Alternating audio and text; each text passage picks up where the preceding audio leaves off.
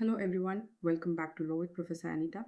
One of the most searched questions right now is what will be the CLAT 2026 cutoff? CLAT is conducted by the Consortium of National Law Universities for admission into NLUs. Cutoff depends on three factors. 1. Difficulty level of the paper. 2. Number of applicants. 3. Seat availability.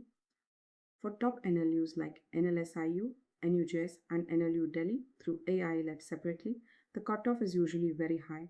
For general category, a safe score for top 3 NLUs is generally above 90 plus out of 120 depending on paper difficulty. For mid-tier NLUs, 75 to 85 may be competitive. For lower ranked NLUs, 65 to 75 can be considered. For OBC, scheduled caste, scheduled tribe categories, cutoffs vary significantly and are comparatively lower. Remember, cutoff prediction is not exact science. Your goal should always be to maximize score rather than target minimum cutoff. Comment your target NLU below. All the best. See you in the next video. Thank you for watching.